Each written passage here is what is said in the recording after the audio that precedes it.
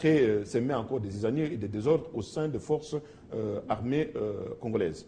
Maintenant, le problème est à quel niveau? C'est au niveau où, quand on voit le jeu, moi, ce qui est intéressant maintenant, c'est le jeu de la communauté internationale, de la MONUSCO, que nous devons vraiment appeler de tous nos voeux à faire vraiment un franc jeu vis-à-vis de notre force armée congolaise, mais aussi envers la population civile, pour savoir qui protège quoi et on tend vers quel but. Le but de récupérer l'ensemble du territoire occupé par les forces ennemies, les forces rebelles, les forces négatives concoctées par le Rwanda de James Kabarebe et Paul Kagame, ou bien on est en train de chercher encore d'autres formes de négociation ou de dialogue en dehors des concertations que le Congo est en train de s'assigner. Le problème est à ce niveau-là. Voilà pourquoi moi j'ai dit qu'au niveau même des dialogues que nous sommes en train de faire ici, on va y arriver.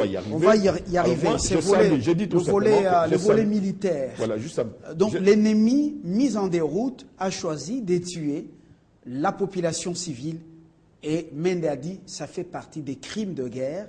Alors ici, la CPI, également les Nations Unies doivent prendre leurs responsabilités. Et là, c'est plus grave. Au lieu de se battre, ils trouvent qu'ils ne sont plus à mesure de se battre et ils choisissent de tuer les pauvres populations. Alors les FARDC... Parce que justement, ils l'ont toujours fait. Ils l'ont toujours fait. Vous prenez l'exemple, la plupart des généraux qui sont au Rwanda, il y a beaucoup, dont il y a déjà les mandats d'arrêt internationaux qui sont déjà lancés contre ces personnes. Moi, je sais que les juges Bourguer, bien avant, il a déjà lancé beaucoup de mandats d'arrêt contre ces généraux rwandais. Aujourd'hui, il y en a qui est recherché par le tribunal de Madrid, notamment celui qui est appelé Kaka, il est recherché. On a tenté de l'appréhender en Angleterre lors du passage de Kagame en Angleterre à Londres. Il devait être appréhendé et il devait répondre devant la justice qui le réclame. Moi, je sais qu'aujourd'hui, le temps est compté. Nous devons regarder les signes des temps. Les actes qui sont en train de poser aujourd'hui, ils sont tout simplement aux abois. C'est un régime finissant. C'est un régime, et bientôt, nous allons peut-être tourner la page d'ombre. La page d'ombre que moi, j'appelle la page de Kagame et de James Kabarebe. Les Nations Unies doivent-elles fermer les yeux et continuer à croire que Kagame est de bon sens, il est de bonne volonté pour qu'on trouve une solution, nous, Congo, avec les M23, avec ce qui se passe maintenant?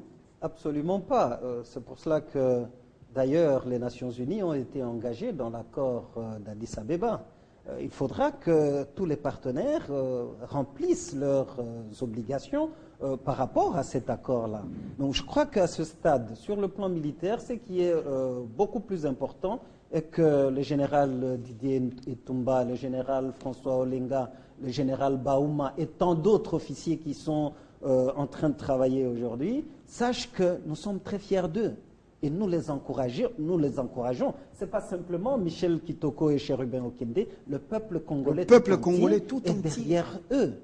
Il pourra y avoir des épreuves, mais nous sommes sûrs qu'ils sont en mesure de surmonter ces épreuves-là, de surmonter toutes ces difficultés et redorer le blason terni de l'armée congolaise. Donc, lorsqu'on suit même les opérations au front, comment pouvez-vous être indifférent lorsque des populations civiles, de jeunes, suivent nos forces armées avec des bouteilles d'eau pour les encourager? Donc, tout un peuple derrière eux, et ils doivent davantage consolider le moral, parce qu'en fait, l'armée, c'est aussi le moral. Ils connaissent la tactique, le gouvernement est en train de s'employer pour leur donner les moyens adéquats. Le moral est très intéressant, enfin très important. Donc, je crois, le plus important est qu'ils sachent qu'ils ont tout un peuple, environ 70 millions de Congolais derrière eux, en train de les soutenir. Alors, Chérubin Okende, on a senti que les temps ne sont plus les mêmes. Que pour le Congo, il y a... les cris ont été entendus par la Providence, Michel Kitoko, les forces spéciales rwandaises formées par les grandes armées du monde comme celles des grandes puissances. Mais ces forces spéciales sont incapables, avec les changements qui se sont opérés à la tête des forces armées rwandaises, forces spéciales, avec un nouveau commandant, Ngatama, à la tête des forces, donc des opérations au sein du M23, ces forces sont incapables de faire face aux forces loyalistes congolaises. Michel Kitoko, le masque sont-ils tombés? Le mythe d'une armée mieux organisée, mieux outillée, mieux formée, une armée rwandaise, ce mythe est-il tombé aujourd'hui? Moi, je ne crois pas que c'est mythe. Pour moi, dans ma tête, il n'a jamais existé un mythe face beaucoup à l'armée. Beaucoup ont cru. Moi, je dis et cette armée est en train Paul dans Kagame, beaucoup de missions en Afrique. Mais justement, Paul Kagame est rentré au pouvoir parce qu'il y a eu un génocide. Le peuple s'est entretué. On n'a pas vu vraiment la vraie guerre que lui il a engagée entre l'armée rwandaise et puis l'armée de l'ancien l'APR de l'époque avec l'armée l'APR, c'est ordinaire. Pour Paul Kagame, oui. Oui, mais justement, on n'a pas vu cette force-là. Et d'ailleurs, selon la prétention selon laquelle c'est le Rwanda qui a envahi même le régime Mobutu à l'époque, non, ce régime était déjà finissant, l'armée ne combattait même pas, on le sait. Donc moi, j'ai toujours cru que Paul Kagame n'est rien. Sur base des forces militaires comme ça, c'est pas qu'il est de même calibre que Olenga, même calibre que Etumba, même calibre que nos généraux. Je ne crois pas un seul instant, il ne les arrive même pas à la cheville. Ça c'est sûr et certain, je vous l'ai dit, je peux vous prouver par 1+1=2 par des preuves que Paul Kagame, il est là en train de provoquer qu'il y ait un désordre civil, qu'il y ait un génocide civil, qu'il y ait un génocide où la communauté internationale va décrier au scandale pour qu'il prenne la place de ceux-là qui ont tué des martyrs. Il a toujours été comme ça et c'est comme ça qu'il est rentré au pouvoir. Il n'a jamais démontré sa force réelle sur terrain en tant qu'une armée bien déterminée et aguerrie comme telle. Paul Kagame, il est lui-même à la tête de M23. Il est le père géniteur de M23. C'est lui qui a créé M23. Il est le patron de M23. Il a échoué, il va continuer à échouer, il va essuyer que des échecs. Cher bien, des forces spéciales rwandaises, redoutées. Écoutez, le mythe est-il enfin tombé? Aujourd'hui, on insultait nos forces armées. Aujourd'hui, est-ce que vous avez le même constat que d'autres Congolais que on a chanté la gloire d'une armée qui n'était même pas, qui n'égalait même pas l'armée congolaise? Bon, je ne vais pas revenir sur tout ce que Michel vient de dire, hein, dont je partage la pertinence. Il n'y a plus de mythe. Et ces mythes-là ne doivent plus subjuguer la conscience des Congolais et surtout de nos forces armées. Il n'y en a pas. Les supports ou les soutiens internationaux dont le Rwanda bénéficiait commencent aujourd'hui à se défaire. Ce sont des signes de temps. Et lorsque le Rwanda est aux abois, c'est parce que le gouvernement ou les autorités rwandaises, c'est parce qu'ils savent que les crimes qu'ils sont en train de commettre au Congo sont des crimes imprescriptibles. Tôt ou tard, le schéma de Paul Kagame sera la CPI. Et je crois qu'il y a lieu, cette fois-là, d'interpeller la communauté internationale. Si aujourd'hui, un de nos compatriotes à nous est sous le barreau à cause d'un problème en République centrafricaine, ben, pourquoi pas, puisque même les rapports, les missions d'enquête de l'ONU ont établi que le Rwanda appuyait les forces négatives en République démocratique du Congo, pourquoi pas donc ne pas mettre aujourd'hui en accusation les autorités rwandaises? Donc je crois que le Congo a besoin d'une véritable justice internationale pour laisser la paix au peuple paisible du Congo, vaquer à ses occupations et reconstruire le pays. Et là, le régime de Kigali est en train de freiner même l'essor de l'Afrique.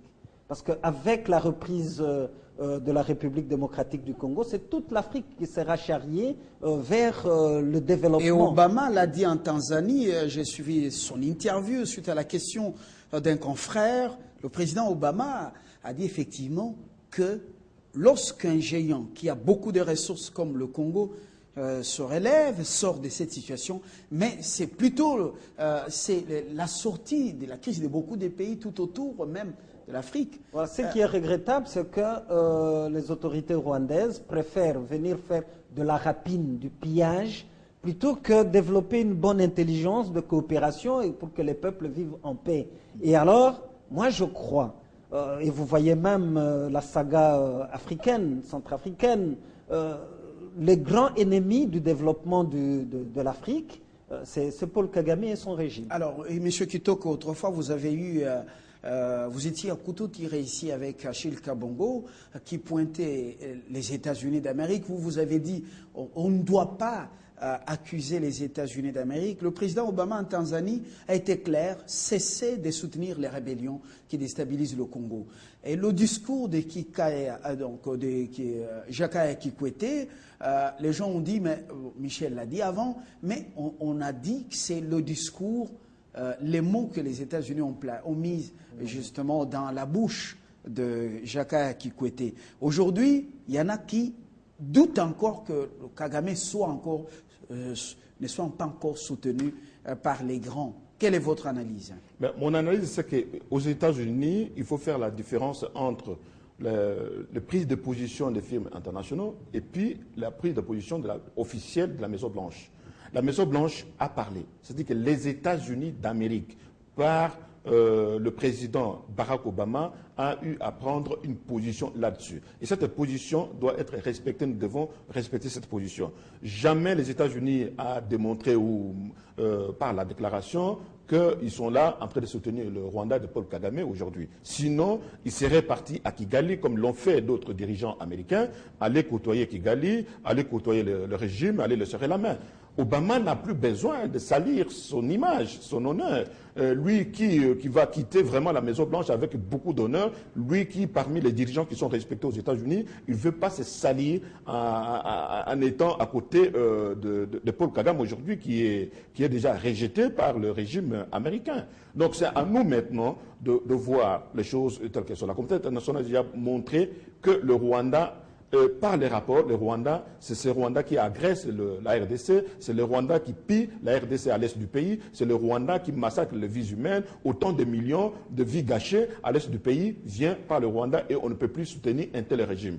Il suffit de changer, il faut que les Rwandais comprennent que demain ou après-demain, le Rwanda va souffrir encore une fois de son image. Le Rwanda qui sort de l'image génocidaire et encore Paul Kagame qui veut replonger encore l'image du Rwanda dans les chaos, dans les noirs, pour que la communauté internationale puisse voir quelle l'image négative du Rwanda. Ce n'est pas normal. Il est en train d'organiser une potence pour pendre l'âme du Rwanda. Ce n'est pas normal. L'attitude de la RDC, l'attitude de Kinshasa, est-elle bonne?